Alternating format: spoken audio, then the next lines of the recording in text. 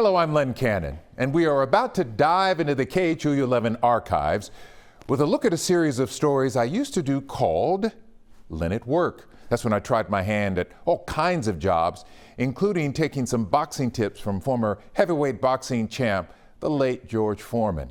You'll laugh and sometimes cringe, but definitely be entertained. This first story, probably one of the most dangerous things I've ever done in my career, being a rodeo clown at Houston Livestock Show and Rodeo.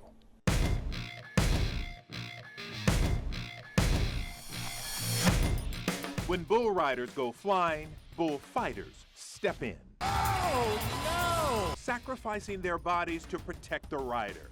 Now, they're about to protect me, because I'm about to find out what it's like to be a barrel man.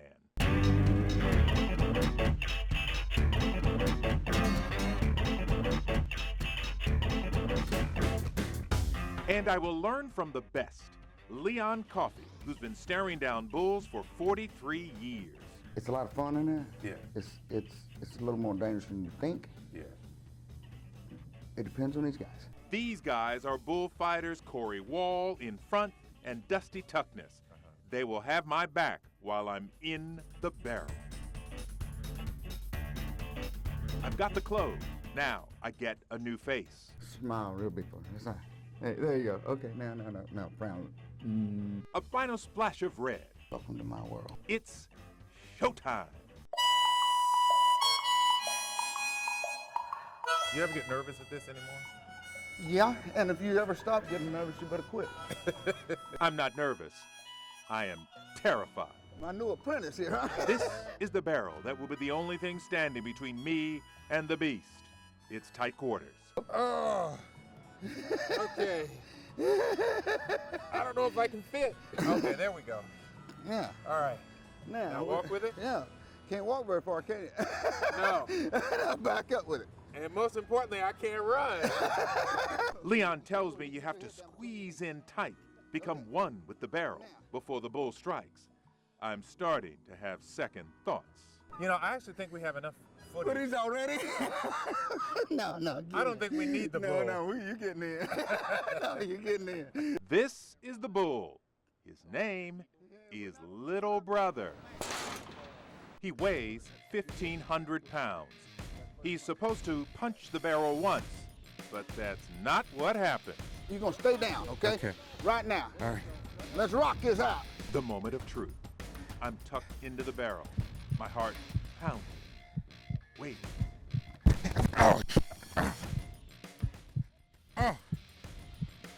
Then Little Brother comes back for more. Okay, that's enough. Listen to it again. Okay, that's enough. One more time. Okay, that's enough. That's good. That's good. That's good. Okay, we got it. That's good. Come on, baby, get on up. Get up. Let's get out of here. Get up, let's go. Oh my God. It feels like I've been hit by a freight train with horns. Mackerel.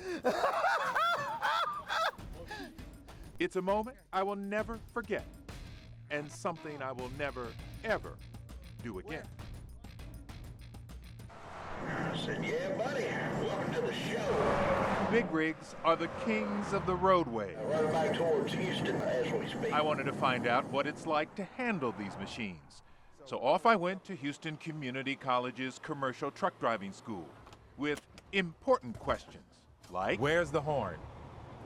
Oh, what happened to this? Oh, I love it. but veteran instructor Henry Harvey won't let me drive an inch without going through a checklist. We look under the hood, under the trailer. My student truck is an 18-wheeler with a 53-foot trailer, 10 gears, 750 horsepower. I can't wait, but Henry is in no hurry. The hardest thing to learn about driving the truck is just the shifting part. So without moving, he has me simulate shifting over and over again. Wait a minute, I'm gonna rub the steering wheel? Yeah, this is just to simulate pulling the shifter from second to third. Finally, I get to practice the real thing in a large parking lot with nothing to run into. I'm going 5 miles an hour. Good. How am I doing? We're doing great. I start out shifting from second to third. I'm ready, I'm ready, and I shift. and I shift. Clutch, clutch. You got it. Then we go to fourth gear. Is that it? You're in. Awesome. I'm getting the hang of it. See this mirror right here? Yeah. Can you see your fender? Yes. Put your fender a little closer to the edge of the grass. Long as you see asphalt, you know your tires are not running over. For 20 minutes, I am the perfect student. Then things start to unravel. Okay, we're getting ready to go to the big boy gear. I smoothly shift to sixth gear, feeling good. Ready? Yeah. And shift. Clutch, clutch.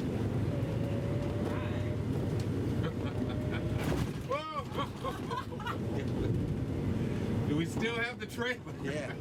Potholes and big rigs don't mix. Then I have trouble downshifting.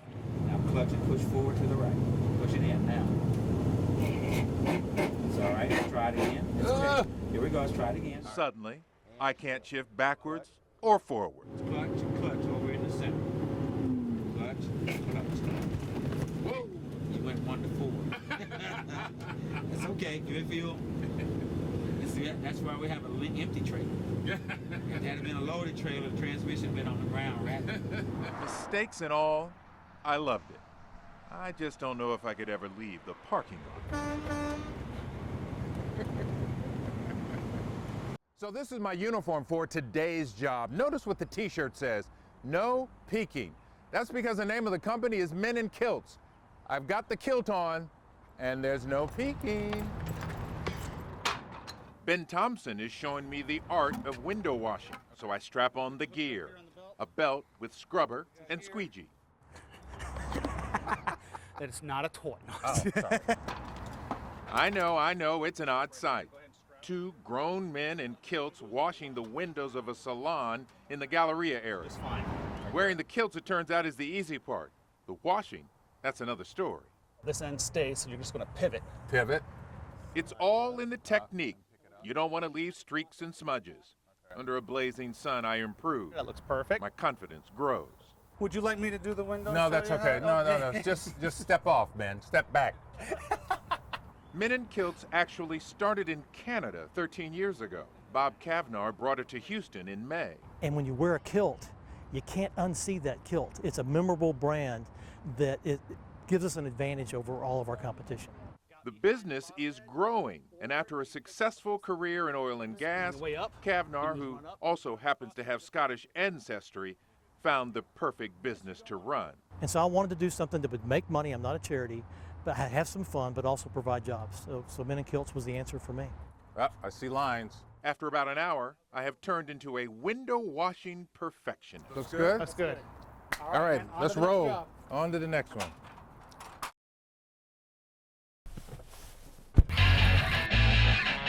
Driving on a racetrack is exhilarating We have no cops, we have no curb, and liberating. we have no small dogs running around. It's wide open, you have 40 feet of concrete out here. So professional driving instructor David Baukar shows me how to push a car, in fact his car, the Mini Cooper S, to its limits. Start braking, start braking, start braking. Brake a little bit, turn. There you go. The MSR Houston racetrack in Angleton is 2.3 miles long with 17 turns. I found out that means 17 ways to make a mistake. Brake. That's okay. See, that's the difference. Sorry. That's okay. That's why we practice. This is not just a thrill ride. A high-performance driving course teaches you how to avoid disaster in everyday driving.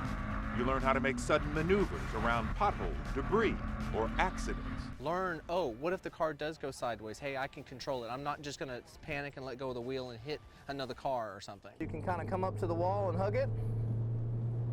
Just don't get too close. Yeah. David typically gets up to 115 miles an hour on the straightaways. I only had the nerve to go 85.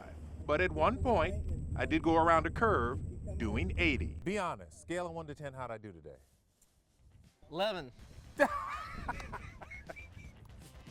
It takes a long time, Yeah. but you improve so fast. One more Len at work, unscathed.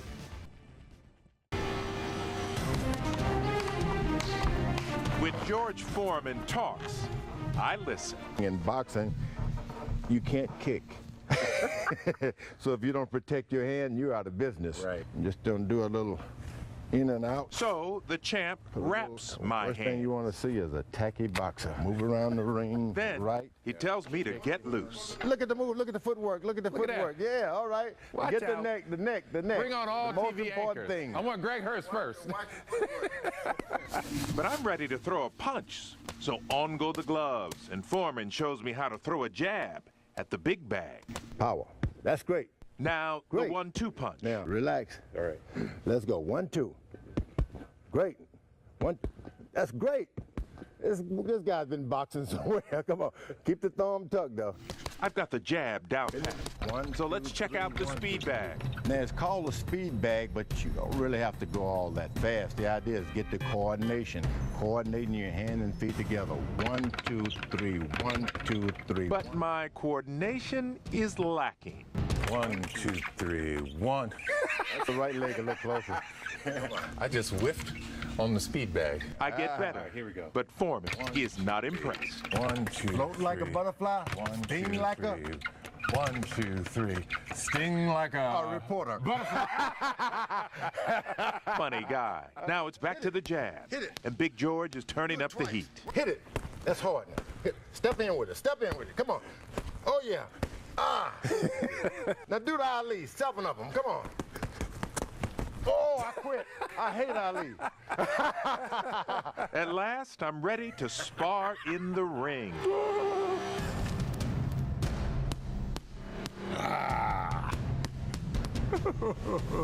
Foreman runs the training, but I will spar with his son, heavyweight contender George Foreman III, who is 5 inches taller and outweighs me by 50 pounds.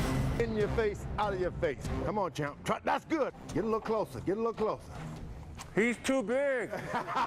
The sparring is all fun. There will be no knockouts in this Len work. So what should my boxing nickname be?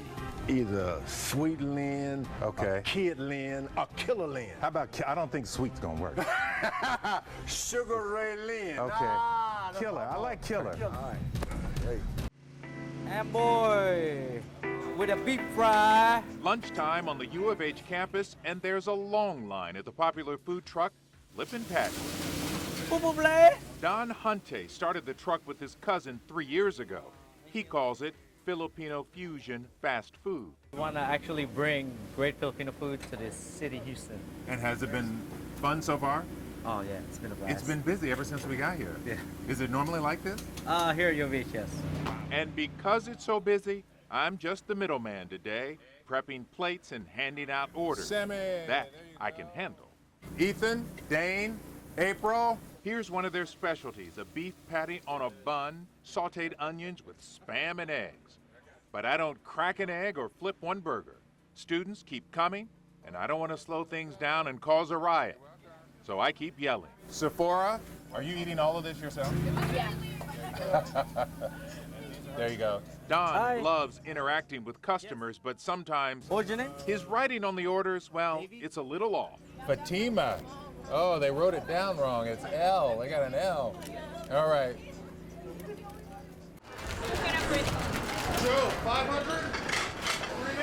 It's dinner time at Trinity Restaurant and Bar. Showtime for Chef Ryan Hildebrand. Well, we're going to give him a little flip, too. Oh, really?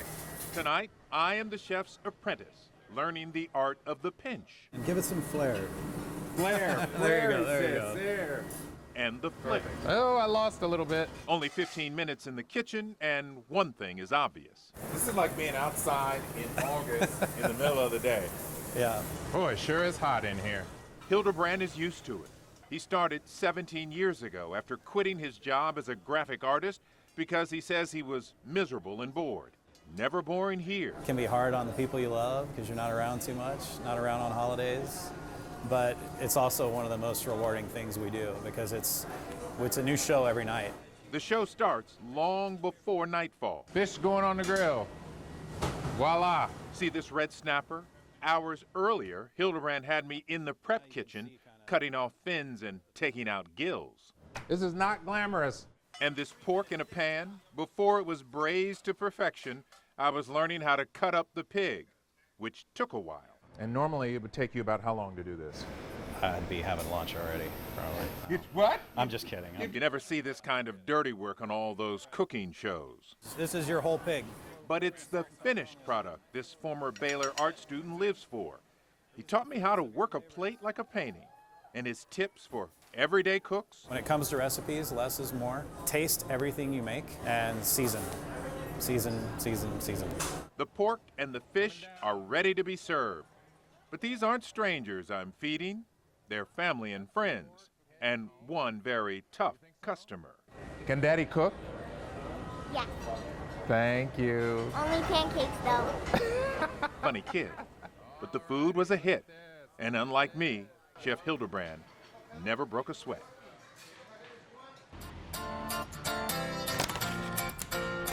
Kim Roxy is about to teach me her 7 steps to revealing beauty. And this is supposed to be easy, right? Very easy. Okay, I'm gonna take your word for it. No, you can do it. She will do Brandy's makeup. I will do Trey. We'll compare later. Kim is a bundle of energy, pushing me to get it right. Go inside all the way through her brow. All See the way those here. hairs? Uh-huh. It all starts around the eyes, filling in the brow, getting the right mix of eyeshadow. In, like a windshield wiper. Look. Do. Oh, there you go, Lynn. Like any artist, Kim says applying makeup takes a feeling. You have to feel it. Flow with it, Lynn. Flow with it. All the way up and down like this? Yes. This Madison High School grad is a go-getter. She started out with a part-time makeup job at a mall in Atlanta during college. So I just started to do it. And then the way that I related with women, I would have so much fun that ladies would just buy the makeup from me. 11 years ago, she developed her own line of makeup and opened her own shop near River Oaks. Her motto, beauty is revealed, not applied. That means let's work with your features. Let's work with your eyebrows. Let's not try to address you from a way I want to make you look like someone else. I just want to make you look like the best you. The question is, will Trey think I have revealed her beauty? It's time to find out. Don't look. Don't look. Okay, Trey, look. You did pretty good, actually. Good job. You're surprised, aren't you? Yes, I am. I'm very surprised. Mm-hmm. Now let's look at both women. Kim's work on the right, my work on the left. Who did the better job?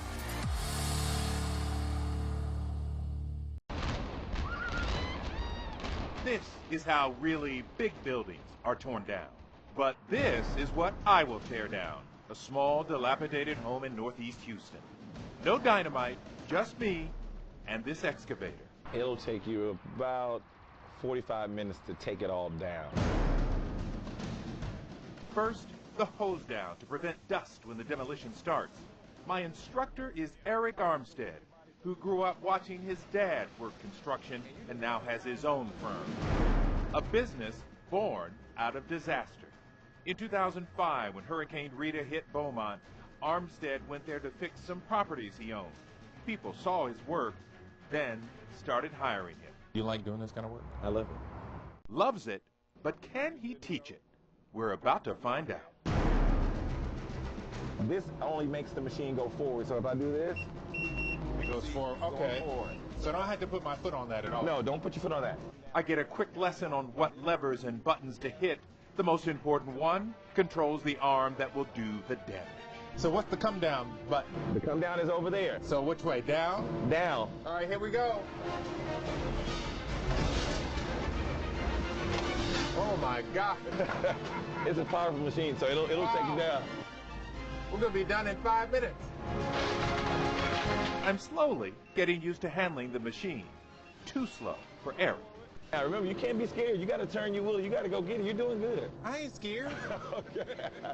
I just don't want to take out somebody else's property. No. Good job. I get more comfortable with every wall I bring crashing down. I feel like a big kid with a big toy. Then I crush the last wall. It's a good job, though. On to the next machine, the Bobcat, so I can clean up the mess I made. Pull your lever down. It's like a ride. It's like a roller coaster back ride. at Astroworld, right? It don't stay down. I survived without hitting wires or other houses. But we're gonna send you a bill for that fence over there, but other than that, you're fine.